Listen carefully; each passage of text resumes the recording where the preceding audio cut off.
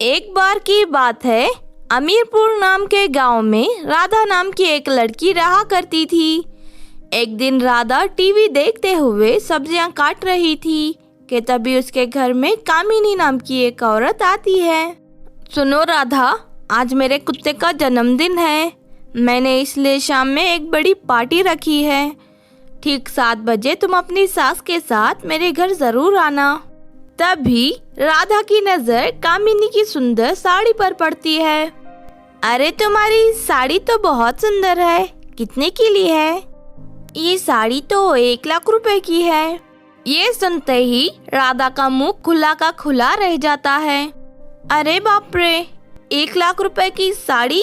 मेरे पति तो मुझसे बहुत प्यार करते हैं, इसलिए हमेशा मेरे लिए महंगी महंगी साड़ियाँ लाते हैं। अच्छा, मैं अब चलती हूँ। इतना कहकर कावेरी वहाँ से चली जाती है।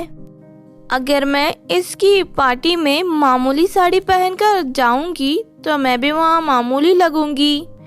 नहीं नहीं, कुछ भी हो जाए, मैं कामिनी के सामने अपनी बेइज्जती नहीं होने दूंगी। मैं आज ही 2 लाख रुपए की साड़ी लूंगी। ये सोचकर राधा अपनी सास के कमरे में जा पहुंचती है। सुनिए माँ जी, मुझे 2 लाख रुपए चाहिए।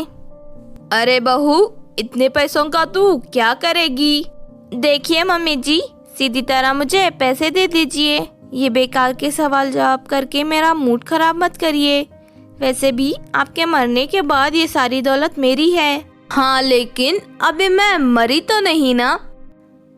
फिर राधा जबरदस्ती अपनी सास को बैंक ले जाकर उसके खाते से 2 लाख रुपए निकाल लेती है। उसके बाद राधा उन पैसों से बाजार जाकर 2 लाख रुपए की साड़ी खरीद लेती है। फिर शाम को 2 लाख रुपए की साड़ी पहनकर कामिनी की पार्टी में पहुंच जाती है। अरे राधा, तेरी साड़ी तो बहुत सुंदर है, और इसकी कीमत क्या है? ये साड़ी 2 लाख रुपए की है। अरे बाप रे, 2 लाख रुपए की साड़ी? तू तो बड़ी किस्मत वाली है जो तेरे पास इतनी महंगी साड़ी है। इस तरह राधा की साड़ी को देख सभी लोग उसकी तारीफ करने लगते हैं और सभी लोग कामिनी की साड़ी को नज़रअंदाज कर देते हैं। ये देख कामिनी को बहुत गुस्सा आता है, लेकिन कामिनी का चेहरा देख राधा मन ही मन बहुत खुश होती है। इस तरह कुछ दिन बीत जाते हैं। फिर एक दिन कामिनी राधा के घर के पास आकर कहती है, सुनो राधा, आज मेरा जन्मदिन है, तुम शाम को पार्टी में जरूर आना। तभी राधा की नजर कामिनी की साड़ी पर पड़ती है। अरे कामिनी, आज तो तुमने बहुत महंगी साड़ी पहनी है और ये बहुत सुंदर भी है। इसका डिजाइन तो देख, कितने की ली है? ये साड़ी 4 लाख रुपए की है। आज मेरा जन्मदिन है, इसलिए मेरे पति मेरे लिए ये साड़ी लेकर आए हैं। अच्छा, अब मैं चलती हूँ, मुझे देर हो रही है। इतना कहकर कामिनी वहाँ से चली जाती है। अरे नहीं, इस कामिनी की बच्ची ने तो 4 लाख रुपए की साड़ी खरीद ली।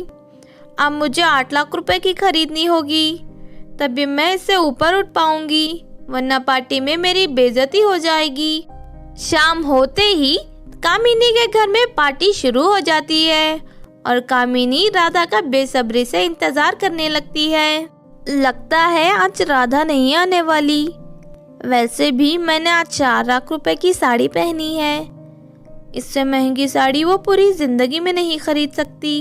लेकिन कामिनी के इतना कहते ही वहाँ राधा आ जाती है और राधा की साड़ी देख कामिनी की आंखें पटी की पटी रह जाती हैं। दूसरी तरफ वहाँ मौजूद सभी लोग घेरा बनाकर राधा की साड़ी को देखने लगते हैं। हे भगवान, इतनी सुंदर साड़ी! हाय, कहीं मेरी नजर न लग जाए।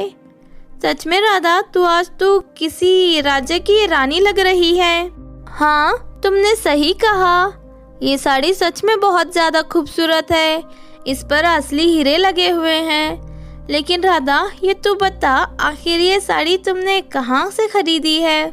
ये साड़ी मैंने पूरे 10 लाख रुपए देकर खरीदी है। ये सुनकर वहाँ मौजूद सभी लोगों के होश उड़ जाते हैं। अरे बाप रे, 10 लाख रुपए की साड़ी! इस बात से कामिनी को बहुत गुस्सा आता है और वो अपनी जन्मदिन की पार्टी कैंसिल कर कर अपने कमरे में चली जाती है। ये देखकर राधा खुशी से फूले नहीं समाती। मज़ा आ गया। आज के बाद एक कामिनी की बच्ची मेरे सामने खड़े होने की हिम्मत नहीं करेगी। इस तरह राधा जश्न मनाकर खुशी खुशी अपने घर चली जाती है। फिर एक दिन राधा के घर के पास कुछ लोग आते हैं। सुनिए माँ जी, आपकी बहू ने पिछले हफ्ते ये घर मुझे 10 लाख रुपए में बेच दिया था, इसीलिए आज मैं ये घर खाली करवाने आया हूँ। शाम तक आप सभी लोग घर खाली करके यहाँ से चले जाइए। ये सुनकर राधा की सास के होश उड़ जाते हैं। इस तरह राधा की झूठी अहंकार और दिखावे की वजह से वो और उसका परिवार सड़क पर आ जाता है। फुटपाथ के किनारे एक झोपड़ी बनाकर गरीबों वाली जिंदगी जीना शुरू कर देते हैं।